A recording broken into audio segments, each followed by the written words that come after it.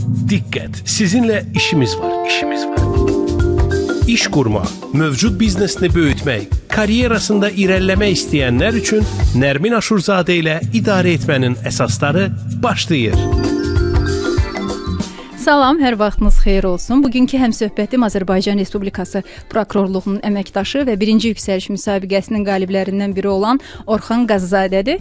Biz Orxan bəy ilə birlikdə korrupsiya ilə mübarizədə süni intellektin üstünlükləri və yaratdığı risklər nələrdir, bu haqda danışacağıq. Açığı mənə həmişə elə gəlirdi ki, süni intellekt yəqin ki, bu sahəyə o qədər də çox tətbiq olunmur, amma belə başa düşürəm ki, kifayət qədər də istifadə olunur. Hansı istiqamətdə olur bu istifadə?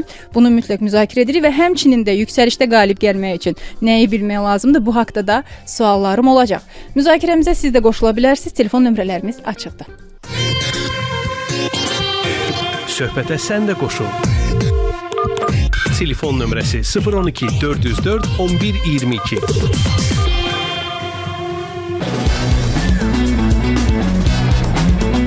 Orxan, xoş gəlmisiniz. Necəsiz? Xoş gördük, yaxşıyam, siz necəsiz? Təşəkkürlər.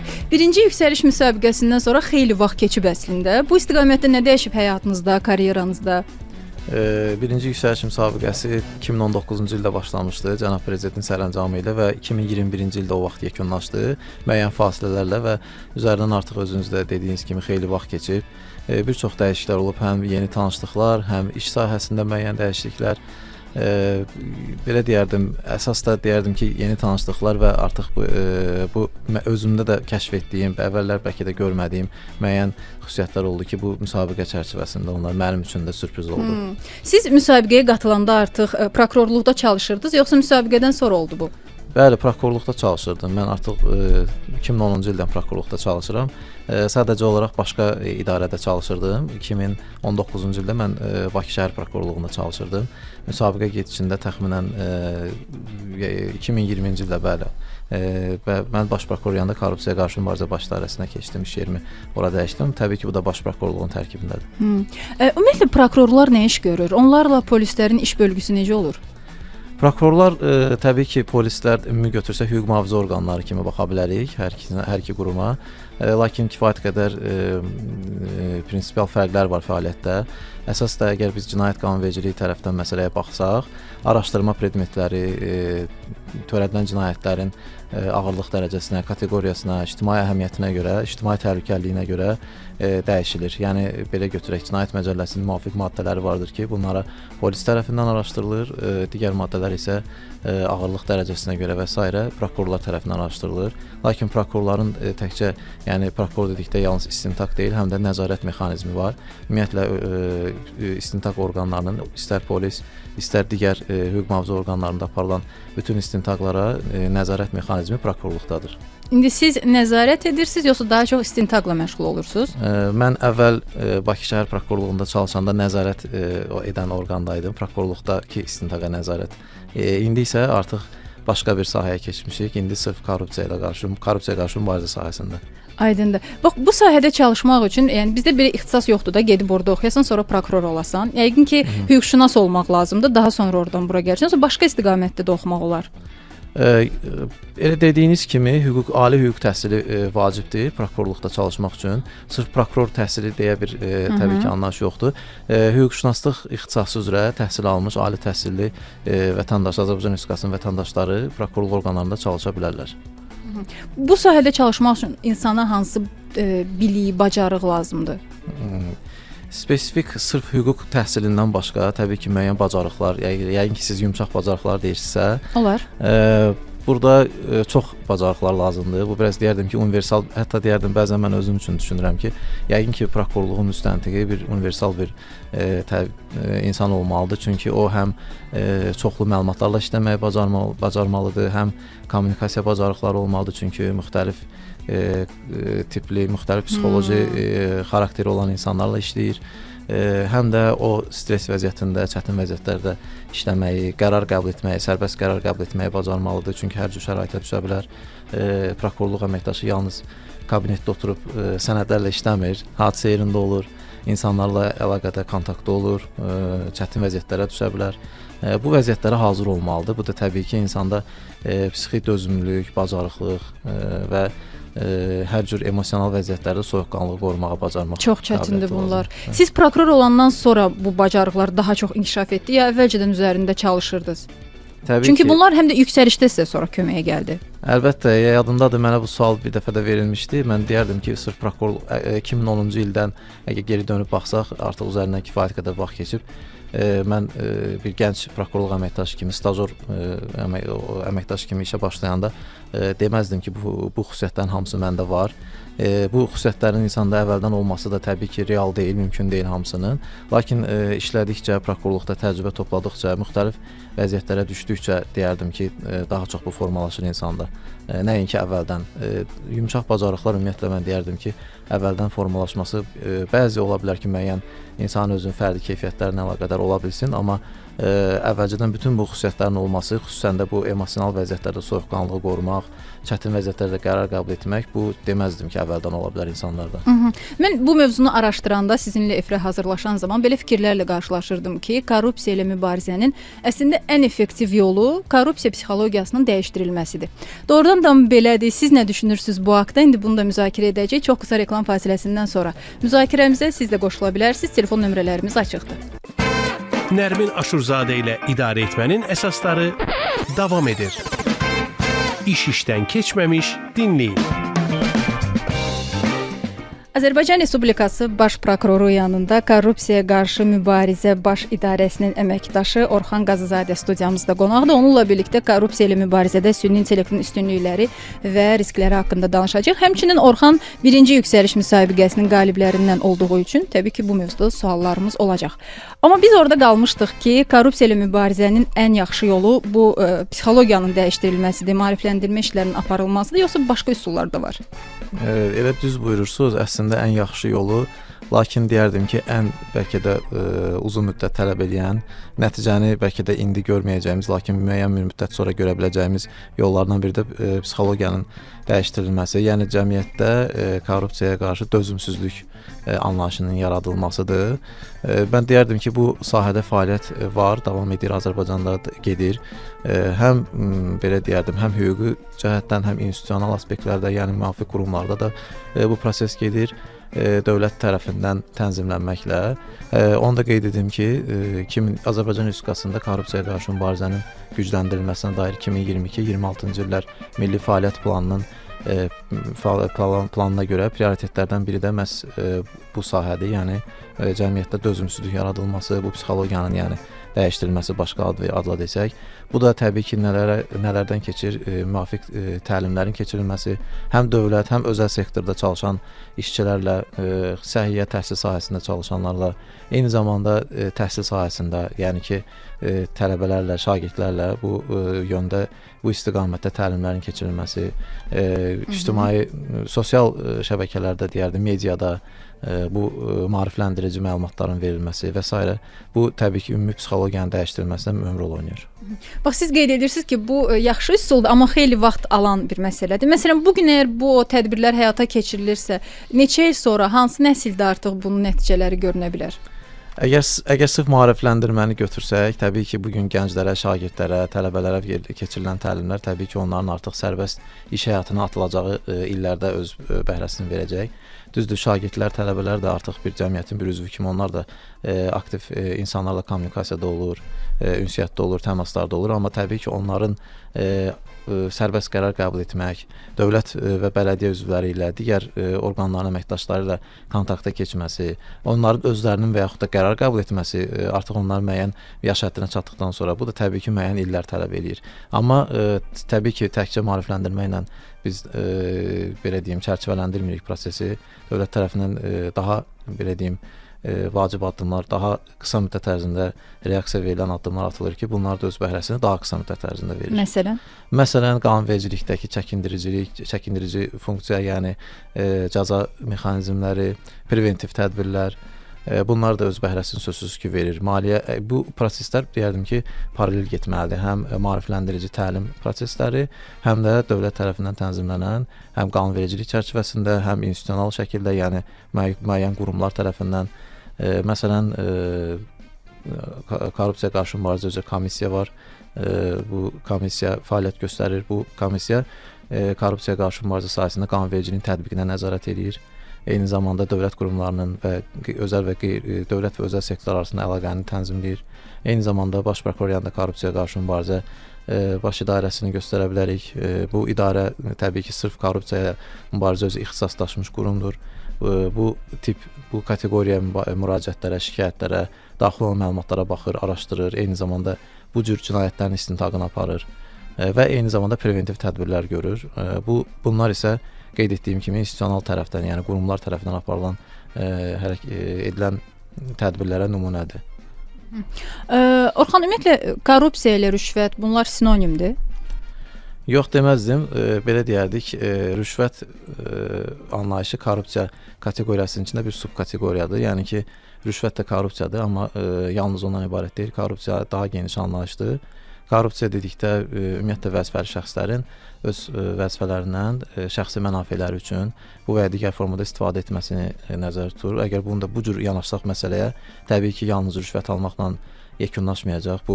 Buraya dövlət əmlakı mənimsənilməsi, hər hansı formada talanması ola bilər, vəzifə səlahiyyətlərindən sui-istifadə ola bilər, vəzifə səlahiyyətlərini aşma ola bilər.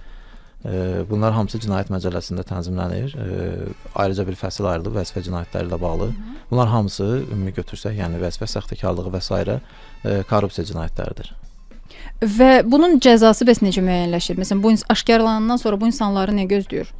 Əgər korrupsiyanın artıq bir cinayət kimi yanaşsaq, korrupsiya çünki bilirsiniz ki, korrupsiya cinayəti var və korrupsiyadan öncə ona şərait yaradan hallar, korrupsiya hüquq pozmaları var. Əgər biz sırf cinayət məcəlləsində artıq qanunda əksini tapmış cinayət sayılan korrupsiya əməllərini götürsək, onların artıq törədilən cinayətin növündən, xarakterindən asılı olaraq onun ağırlıq dərəcəsinə uyğun da cəzaları var. Əgər sırf rüşvətin özünü deyirsə, Cinayət Məcəlləsinin 311-ci maddəsində rüşvət alma, 312-ci maddəsində rüşvət vermə ayrıca bir cinayət kimi göstərilib və rüşvət alma özü 311-ci maddə, yəni birinci hissədə 4 ildən 8 ilədək azadlıqdan məhrum etmə cəzası ilə göstərilib. Sanksiyası bu qədərdir. Rüşvət verənlərdən də istəyirəm danışaq. Çünki mən belə bir məlumat eşitmişəm ki, məsələn, siz əgər kiməsə rüşvət verirsinizsə və daha sonra bu haqda məlumatı özünüz gedib çatdırsaz, məsələn, Daxili İşlər Nazirliyinə gedib bildirsəz ki, falan yerdə məndən rüşvət istədilər, mən də bu qədər pul verdim. Bu sizi sonra həmin cəzadan, yəni sanki azad edir. Belə doğrudur bu? Bəli, cinayət qanunvericiliyində qeyd edilibdir. Cinayət Məcəlləsində 312-ci maddəsinin qeyd hissəsində qeyd edilibdir ki, rüşvət verən şəxs əgər rüşvət tələb edən şəxsin hədə-qorxusu tələbi ilə bu təhdid altında və yaxud təhdid altında rüşvəti verərsə və yaxud da özü könüllü olaraq hüquq mühafizə orqanlarına məlumat verərsə, bu zaman cinayət məsuliyyətindən azad ediləcək. Yəni bu təbii ki, bu əslində çox belə deyim, ədalətli məsələdir, yanaşmadır. Çünki bu olmasa siz özünüz fikirləşin ki, hər bir vətəndaş qorxacaq ki, bunun özünü cəza gözləyir. Niyə məlumat versin? O bilir ki, sabah bu özü məlumat verdikdə özünü cinayət məsuliyyətinə cəlb edə bilərlər. Və o bu məsələdə artıq çəkinəcək məlumat verməyə. Lakin qanunvericilik buna imkan verdiyi üçün, özü könüllü şəkildə məlumat verdiyi üçün artıq cinayət məsuliyyətindən azad oluna bilər. Belə çox müşahidə edirsiniz ki, gəlib özləri etiraf edir. Və ya ola bilərmi ki, məsələn, alan insan gəlir sonradan deyir ki, mən aldım.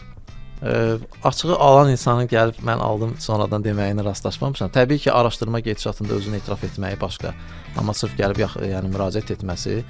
Amma rüşvət verməklə bağlı müraciətlər bəli, o vətəndaşın özü tərəfindən könüllü şəkildə olub. Bu da daha çox bilirsiniz necə olur? Daha çox narazılıq yarandıqda olur. Məsələn, vətəndaş artıq nəyisə hər hansı bir hərəkət və ya hərəkətsizlik gözləyir qarşı tərəfdən, lakin ona nail olmadıqda qarşı tərəfdən gözlədiyi o və belə deyim onun üçün o məsələn bir sənəd almalıdır, bir arayış almalıdır, onu almadıqda və digər formada narazılıq yarandıqda. Deyərdim ki, bu korrupsiya cinayətləri digər cinayətlərdən onunla çətinliyi ilə ona görə fərqlənir ki, burada hər iki tərəfin bir qarşılıqlı bir razılığı olur. Ona görə də şikayət edilməsi, müraciət olunması az hallarda baş verir. Bu ancaq o hallarda baş verə bilər ki, yəni bir tərəflərdən biri, xüsusən də yəni rüşvəti verən tərəf narazı olsun. İşə alınanda özünü zərər çəkmiş hesab etmir də, Təbii işə ki, alınmayanda. zərər çəkmiş hesab etmir deyək və yaxud da işə alınıbdırsa niyə görə şikayət etsin və özü də bilir ki, bunun işi bu formada gedirsə. Bayaq dediyiniz məsələyə qayıda bilərik də, yəni psixologiya məsələsi, yəni bu psixologiya dəyişilməlidir ki, artıq bu işin bu cür alınmasının özünün qanunsuz olduğunu vətəndaş başa düşməlidir. Və siz bunları araşdıranda məsələn süni intellektdən necə istifadə edirsiniz? Süni intellektdən istifadə biraz belə deyim geniş anlayışdır. Sırf əgər prokurorluğun özünü deyirsinizsə, prokurorluğun özündə süni intellekt müəyyən dərəcədə proqram, bizim elektron prokurorluq informasiya sistemi var. Cənab Prezidentin 2022-ci tarixli əsasnamə sərəncamı ilə bu əsasnamə qəbul olunubdur və elektron prokurorluq informasiya sistemi qəbul olunmasının əsas məqsəd prokurorluğa müraciətin və əlçatanlığın vətəndaşlar tərəfindən rahatlaşdırılması və müraciət formalarının genişləndirilməsi, prokurorluğun fəaliyyətinin daha çox şəffaflığının artırılması, ona nəzarət mexanizminin artırılması bu tipdir və bu tipli fəaliyyətlərlə bağlıdır və burada təbii ki, məsələn, müraciətlər daxil olduqda onun əvvəlki müraciətlərdən təkrar olub-olmaması, yeni müraciət olub-olmaması, bu kimi məlumatlar artıq avtomatlaşdırılmış rejimdə təhlil edilir. Burada gördüyünüz kimi artıq müəyyən dərəcədə süni intellektdən istifadə olunur.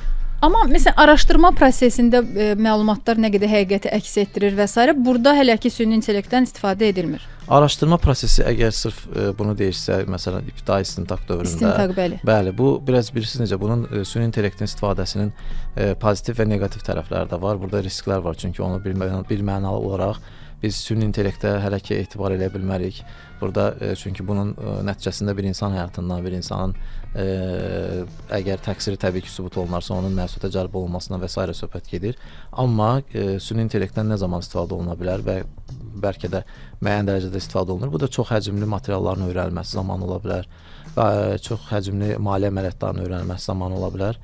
Yalnız bizim tərəfimizdən sərbəst şəkildə olmasa da, məsələn, qarşılıqlı maliyyə əməliyyatlarını həyata keçən və onları nəzarət edən orqanlarla, xüsusən də maliyyə monitorinq xidməti ilə, müəyyən banklarla əməkdaşlıq çərçivəsində bu süni intellektdən istifadə olunur. Bəs məlumatların sızdırılma ehtimalı var süni intellekt tərəfindən? Ümumiyyətlə süni intellektin istifadəsinin yəni riskləri var, riskli tərəfləri var. Elə ona görə də bəlkə bu gün hələ tam hazır deyilik biz o keçid etməyə. Sızdırılmaq o cür ola bilər ki, birincisi ümumiyyətlə məlumat, süni intellektin özünə əgər biz yanaşsaq ki, bu nədir? Bu verilənlərlə işləyən bir bazadır. Onun bazasında təbii ki, insan faktoru var. İnsanlar o məlumatları ona verir və süni intellekt yalnız o verilən məlumatlarla işləyə bilir. Yalnız burada indi ikinci bir mərhələ ortaya çıxıbdır ki, bu artıq bugün beynəlxalq təcrübədə istifadə olunur. Süni intellektlərin sərbəst qərar qəbul etmə bacarıqları yaranır və risk məsələsi burada çıxır, çünki süni intellekt sərbəst qərar qəbul edərkən özünə verilən məlumatlarla işləyə bilir, ondan kənara çıxa bilmir və bu məlumat bəzən qərar qəbul etməkdə kifayət etməyə bilər. Lakin vətəndaş, bunun predmeti olan, araşdırma predmeti olan vətəndaş, hüquqi şəxs, fiziki şəxs fərq etmir. Onun hüquqları burada pozula bilər. Çünki o dar çərçivədə verilən məlumatlarla işlədiyi üçün ola bilər ki, obyektiv qərar qəbul etməsin. Burada belə problemlər yaranır. Bəs gələcəklə bağlı məsələn proqnozlar nə ola bilər? Qərar vermədə belə sizcə rahat iştirak edə biləcək artıq? Bu artıq belə deyərdim, qarşısına alınmaz bir prosesdir. Süni intellektin istifadəsi gündən-günə həyatımızın demək olar bütün sahələrində tətbiq olunur. Eləcə də bizim sahəyə də tətbiq olunmaqdadır və olunacaq. Lakin burada əsas məsələ paralel olaraq tənzimləmə mexanizmi, nəzarət mexanizminin yaxşı işlənib hazırlanmasıdır. Azərbaycanda da bununla bağlı hal-hazırda həm müzakirələr gedir, həm müəyyən işlər aparılır. Beynəlxalq təcrübə ilə biz öyrənirik, beynəlxalq təcrübədə bu sahədə işlər gedir. Məsələn, mən deyərdim, Avropa Birliyinin süni intellekt haqqında qanunu qəbul olunubdur, keçən il səhv etmirəmsə. Bundan başqa digər direktivlər, yəni müəyyən ölkələrin özlərinin daxili direktivləri, qanun layihələri var ki, süni intellektdən istifadəyə müəyyən nəzarət olsun. Birincisi, burada vətəndaşın şikayət etmə mexanizmi olmalıdır. Vətəndaş və yaxud da hüquqi şəxs olsun. Onlar buna razı qaldıqda şikayət edə bilsin və bu şikayət əsasında artıq məsələyə yenidən baxılsın və bu zaman insan faktoru burada olsun. Yəni insan tərəfindən araşdırılma aparılsın. İkincisi, daimi nəzarət olmalıdır və testlər aparılmalıdır. Süni intellekt daimi olaraq sərbəst qərar qəbul etmək funksiyasını buna versək və yoxlamalar aparmadan təbii ki, orada artıq müəyyən problemlər yarana bilər. Və o problemləri vaxtında aradan qaldırmaq üçün də testlər, daimi nəzarət və testlər aparılmalıdır. Aydındır. Sizin fikrinizcə, məhz prokuror olmağınız, yüksəlişdə qalib gəlməyinizə necə kömək elədi?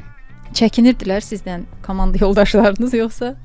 Yox, çəkinmək deməzdim. Mən deyərdim ki, mənə prokuror olmağım, prokurorluq əməkdaşı olmağım mənə sırf bayaq dediyimiz o səriştələri mənə kömək elədi qalib gəlməyə. Mən özüm birinci bu yüksəliş haqqında işləndə ümumiyyətlə mənim üçün bir verədiyim challenge kimi gəldi ki, mən burada iştirak etməliyəm. Çünki bura elə bir sahədir ki, burada ətrafımdakılar, artıq qarşımdakılar yalnız hüquqşünaslar, prokurorluq işçiləri olmayacaq.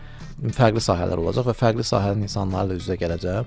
Onlarla artıq burada bir fikir mübadiləsi, bir yarışmaya qoşulacaq. Bu daha çətin edir yoxsa asan edir? Mənim üçün bu daha çətin idi. Çünki mən daha öncə belə bu tip yarışmada, bu tip vəziyyətlərə düşməmişdim. Bu mənim üçün maraqlı gəldi və elə düşündüyüm kimi də oldu. Təbii ki, birinci mərhələlərdə, ilk 3 mərhələdə biz bunu görməsək də, sonra yarı-final və final mərhələsində artıq üzbəüz yarışma çərçivəsində biz artıq hər cür kateqoriya deməzdim, hər cür ixtisasa sahib insanlarla rastlaşırsan və təbii ki, hamısında bazası, savadı yerində olan insanlardır və onlarla yarışırsan. Bu mənim üçün belə daha çətin gəlirdi və bu hissədə mən deyərdim ki, mənim köməyimə çatan sırf prokurorluqda bəlkə deyərdim, məndə qazanılmış bu hər şəraitə düşəndə tez vəziyyətdən çıxmağı bacarmaq, emosional soyuqqanlığı qoruyub saxlamaq, ünsiyyətə girmək, rahat insanlarla ünsiyyətə girmək. Siz özünüz bir fikirləşin, müstəntiq hansı şəraitlərə düşür? Müstəntiq bir cinayətkarla üz-üzə gələ bilər. Belə deyim, məsələn, hər hansı bir cinayət törətmiş şəxsin dindirilməsinə iştirak edir. O şəxs hər hansı bir formada psixoloji vəziyyətdə olan bir adam ola bilər və yaxud da zərər çəkmişlər. Bu hər şey kinolarda gördüyümüz kimi gedir orada da, real həyatda, yoxsa biraz fərqlidir? Deyərdim ki, o qədər şeylər var ki, heç kinolarda bəlkə də əksini göstərmir. Nə məsələn? Yəni insanın zərər çəkmiş insanın onun nəyisə bir bildirməsi, ona qarşı törədilən hər hansı bir cinayəti, xüsusən əgər o özünü təhqir olunmuş hesab edirsə və yaxud da hər hansı formada alçaldılmış hesab edirsə, bəzən olur ki, onun valideyninin yanında və yaxud da hər hansı bir başqa digər səbəbdən demək istəmir. Onunla o ünsiyyəti, o etibarı yaratmaq, o qısa müddət ərzində sizin çox bir vaxtınız yoxdur, o sizi ilk dəfə görür, siz onun üçün bir yad bir adamsınız və o sizə niyə görə açıb bölüşsün? Hər kəs buna getmir yəni. Bir var ki, bəli, bir cinayət törədilib açıq-aşkardır, amma bir də var ki, qeyri-aşkar formada törədilən bir cinayət var və bunu bildirən yeganə şəxs sizə zərər çəkmişdi, o da sizə deməkdən çəkinir. Onunla ünsiyyətə girməyi bacarmaq üçün müəyyən bir təbii ki, psixoloji bacarıqlar lazımdır. Mən prokurorluğa gələndə mən özüm düşünürdüm ki, bu vəziyyətlərə düşürəm, amma iş məni vadar edir ki, bunları edim. Mən ki, psixoloq deyiləm, amma görünür prokurorluq əməkdaşı həm də psixoloq olmağı müəyyən dərəcədə bacarmalıdır, insanlarla ünsiyyətə girməyi, insanların təbii ki, o artıq qarşındakı insanın vəziyyətinə uyğun onunla davranmalı. Onun cüzi bir səhv, lazım olmayan bir sözün işlədilməsi artıq həmin adam bütün qalxanlarını bağlayıb sizinlə ünsiyyəti kəsə bilər, deməyəcək. Yəni elə olmalıdır ki, o sizə etibar eləsin ki, sizinlə danışsın, bölüşsün. Burada texnikalar qarşındakı insana görə dəyişə bilir, yoxsa hamıya uyğun olan nələrsə var? Yox, əlbəttə dəyişilir və texnika dindirmə taktikasına görə deyirsə, bu və qarşındakı insanın xarakterinə görə, cinayətin özünün xarakterinə görə, ümumiyyətlə bütün belə deyim, universal şəkildə yanaşılmalı, kompleks yanaşılmalıdır məsələyə. Buna görə dəyişilir. İndi qayıtsaq əgər yüksəliş müsabiqəsinə, təbii ki, qarşımdakı insanlar, onların heç birini dindirmirdim, amma onlarla ünsiyyətə girirdim və bu mənə bəlkə deyərdim, mən bunu düşünmədən avtomatik baş verirdi ki, qarşındakı insanın savadlıq dərəcəsi, artıq bu insanın hazırlıqlı olmağı, onun maliyyə sahəsindən və yaxud hüquqşünas olması artıq ona yönəlik, onunla danışıqda hansı sözlərdən istifadə etmək, onunla necə rəftar etməyimə artıq avtomatik olaraq gedirdi bu proses. Mən sonradan özümə kənardan bir baxıb, mənə bu suallar veriləndə düşündüm ki, doğrudan da mənə bu fəaliyyətim köməyimə çatdı ki, yəni bu fəaliyyətim yox, yəni bu bacarıqlarım yəqin ki, daha çox köməyimə çatdı. Siz artıq 15 ildir bu sahədəsiz də. Məsələn, həmin illərlə müqayisə, yəni yeni başladığınız dövrlə müqayisədə kommunikasiyanın effektiv olmasında dəyişən qaydalar var, yoxsa qaydalar əslində eynidir? Məsələn, yeni nəsil gəlir, onlara yanaşma mı fərqli olmalıdır? Əlbəttə yeni nəsillə kommunikasiya qaydaları, xüsusən mən deyərdim ki, mənim üçün elə özümdən götürsəm, tamam başqa bir məsələdir, tamam başqa bir mövzudur. Gənc nəsli götürsək, gənc nəsildə artıq danışıq qaydaları bizim Z nəslini götürək. Onlarla bizim aramızda fərqlər var və o fərqləri aradan qaldırmaq üçün nəsillər arası uçurum yaranmaması üçün biz onları başa düşməliyik. Onlar da bizi təbii ki, amma daha çox biz onları məncə başa düşməliyik. Bu ümumi o yanaşmanı qəbul etmək lazım deyil ki, gənc nəsil əvvəlki nəsildən pisdir və yaxud da onlar tələskəndirlər və yaxud da digər formada. Onlar tələskən deyirlər, sadəcə onlar bugünün reallığı ilə yaşayırlar. Bizim dövrümüzdə bu qədər texnologiya və s. yox idi. Onlar bugün informasiya bumu içərisində yaşayırlar. İnformasiya nə qədər çox olsa onların içində belə deyək, filtr etmək, onun içindən lazım olanı götürmək o qədər də asan deyil. Biz bugün deyirik ki, məsələn, gənc nəsil informasiya çoxdur, əlinin altındadır hər şey. Mən deyərdim ki, bugün onların işi daha çətindir. Çünki onlara lazımsız o qədər informasiya gəlir ki, sosial şəbəkələrdə lazımsız o qədər məlumatlar var ki, onlar əksinə bunun içindən özünə lazım olanı götürmək daha çətindir. Nəinki bizim dövrümüzdə bir kitabı əlimizə alırdıq, onu oxuyurduq. Bu mənə məsələn budur, bundan da bitdi. İndiki vəziyyət daha çətindir. Biz onları başa düşüb onlarla ünsiyyətə girəndə bunları nəzərə almalıyıq. Düzdür. Yəni bir neçə il öncə, 10 illiklər öncə əsas problem o informasiyanı tapmaq idisə, hardan tapa biləcəm? Artıq siz demiş, yəni o çoxdur, sadəcə onu necə doğru düzgün idarə etmək lazımdır. Evet. Hansı bacarığı formalaşdırmaq sizcə daha çətindir? Məhz bu araşdırma, axtarıb tapmaq, yoxsa əlində olanı düzgün idarə etmək? Mən deyərdim ki, hər ikisinin özünə görə mənfi və müsbət cəhətləri var, çətinlikləri var. Yəni araşdırıb tapmaq, belə deyim, araşdırıb tapmaq onun üçün yaxşıdır ki, siz də özünüzdə artıq hər şeyə bir şübhə ilə yanaşmaq, hər şeyə bir bu bizim biraz sahəyə yaxındır da, yəni araşdırmacı kimi bir xüsusiyyətlər yaranır sizdə.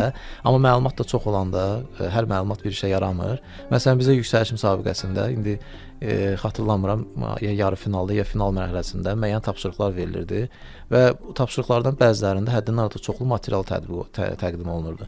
Bu materialların öyrənilməsi, oradan müəyyən bir informasiyanın emal edilməsi bizim tərəfimizdən, müəyyən bir təklif hazırlanması, təqdimat şəklində verilməsi, təqdim edilməsi üçün də müəyyən bir vaxt verilirdi. Və bu vaxt sözsüz ki, bütün o informasiyanın öyrənilib, emal edilib, təqdim edilməsinə kifayət etməyə bilərdi. Yəni, bu vəziyyətdə artıq mən deyərdim ki, xüsusi sərişdə ortaya çıxır, tələb olunur. Birincisi, bu emosional vəziyyətdə soyuqqanlılığını qorumağın, yəni siz stres vəziyyətdə çalışırsınız, sizə müəyyən vaxt çərçivəsi verilir. Hətta bəzən o vaxtı da sonradan qısaldırdılar. Verirdilər ki, 45 dəqiqə vaxtınız var. Gedişatda deyirdilər ki, qısaltdıq, elədik 25 dəqiqə vaxtınız var. Bu artıq təbii ki, sizi emosional stres vəziyyətinə salır. Birincisi, bu vəziyyətdə soyuqqanlılıq qoruyub mütaliəni, araşdırmanı, analizi aparmaq, davam etdirmək. İkincisi isə çoxlu informasiya içərisindən özünüzə lazım olan, bu işin həlli üçün lazım olan informasiyanı tapıb tez qısa müddətdə çıxartmaq. Yəni bu iki bacarıq burada köməyimizə çatdı. Prokurorluqda da belədir. Məsələn, biz çalışarkən, istintaq apararkən, araşdırma apararkən həddindən artıq çoxlu materiallarla işləyirik, informasiyalar gəlir bizə və heç də bu informasiyaların hamısı bizim üçün iş üzrə lazımi, əhəmiyyətli qərar qəbul edilməsinə kömək etmir. Biz bunların içindən özümüzə bir istiqamət götürüb, lazım olan istiqaməti, düzgün istiqaməti götürüb, ona uyğun, belə deyək də, biz özümüzün beynimizin filtrindən keçirtməliyik. Bunu bəs süni intellekt edə bilir insan yerinə? Məsələn, doğru olan məlumatlar hansıdır, nəyə diqqət etmək lazımdır? Bəli, əlbəttə ki, elə süni intellektin mən deyərdim ən əsas xüsusiyyəti insana köməyinə çatan vaxt itkisinin, enerji itkisinin kənara qoyulmasıdır. Çünki burada artıq süni intellektdə siz müəyyən alqoritmlərlə tapşırıqlar verdikdə, o müəyyən filtrlərdən keçirərək sizə lazım olan informasiyaları verəcək. Və bu artıq tətbiqdə olunur. Yəni deyərdim ki, beynəlxalq təcrübədə biz buna rast gəlirik. Müəyyən araşdırmalarda heç araşdırma olmasın, yəni sırf vacib deyil ki, istintaq orqanı olsun. Digər sahələrdə də bu filtrlərdən istifadə olunur. Bu bizə vaxta qənaət etməyə, eyni zamanda da insanların öz enerjisini sırf bu rutin işlərə yox, daha vacib insan əməyi tələb olunan, insan zehninin əməyi tələb olunan işlərə sərf etməyə şərait yaradır. Məsələn, sizə bir şey deyim. Sırf əgər korrupsiya ilə qarşı mübarizə sahəsində danışsaq, Azərbaycanda bu sahələrdə, nəinki Azərbaycanda, bütün dünyada bu korrupsiyaya uğraya biləcək sahələrdən biri də dövlət satın almaları, yəni procurement, public procurement sahəsidir. Bu sahədə süni intellektin istifadəsi çox köməyə çata bilər və çatır da. Azərbaycanda da bu tətbiq olunur. Məsələn, e-tender, Gov.az saytı var, e-tender. Yəni burada bütün dövlət satın almaları, tenderlər burada bura yerləşdirilir, açıq şəkildə elan olunur və tender üçün müraciət edən şirkətlər öz məlumatlarını buraya elektron qaydada daxil edirlər. Və onlar öz məlumatlarını daxil etdikdə, məsələn, vergi borcunun olub-olmaması barədə, məhkumluq olub-olmaması barədə məlumatları daxil etdikdə, artıq bu məlumatlar eyniləşdirilə bilər. Vergi bazasında, çünki vergi orqanlarında onların məlumatları var, vergi borcunun olub-olmaması. Əgər səhv məlumat daxil edərsə, artıq avtomatik olaraq bu üzə çıxır və ona görə də süni intellekt artıq burada öz işini görür. Səhv məlumat daxil olduqda artıq bunu qəbul etmir və yaxud da digər hallarda müəyyən pozuntu hallar aşkar etdikdə burada belə deyək də qırmızı işığı yandıra bilər ki, artıq insan əməyi müdaxilə olunsun və araşdırma daha dərindən aparılsın. Aydındır. Orxan, istəyirəm ki, sonda həm prokuror kimi, həm yüksəliş müsabiqəsinin qalibi kimi bizi dinləyənlərə nə demək lazımdırsa, buyurun. Belə deyim, yüksəliş müsabiqəsinə qatılmaq istəyən bütün şəxslərə deyərdim ki, bu müsabiqə nə qədər kənardan çətin görünsə də bir o qədər də deyərdim zövq vericidir. Mən özüm də müsabiqəyə qatılarkən biraz götür-qoy etmişdim. Yəni qatılım, yoxsa qatılmayım. Mən bayaq dediyim kimi hər cür insan var, necə olacaq, amma gördüm ki, həqiqətən də buna dəyər qatılmağa. Qalib olmaq burada şərt deyil. Bu prosesin özü artıq insana çox şey qatır. Həm yeni insanlarla tanışdıq, həm bu mübarizəni, bu yarışı görmək, o yarışdan keçmək, o özü böyük bir şeydir.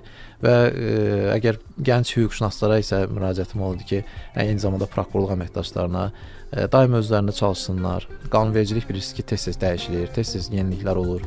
Xüsusən də bu süni intellektin artıq bizim işimizə artıq kənardan belə deyim, get-gedə müdaxilə etməsi və işimizə paralelləşməsi onu deməyə rəvac verir ki, gərək biz daim özlərimizdə çalışaq, yeniliklərdən xəbərdar olaq və yalnız o zaman onu gözləməyək ki, bizim özümüzün qərar qəbul etmək vaxtımız gələndə biz bu qərarları qəbul edirik. Xeyr, gənclər artıq özlərində çalışaraq o ana qədər hazır olmalıdırlar, daimi hazırlıqlı olmalıdırlar. Hüquqşünas daim məlumatlı olmalıdır. Bəlkə də hüquqşünas hər şeyi əzbər bilməməlidir, bütün qanunları, amma nəyi harda axtarmaq lazım olduğunu bilməlidir.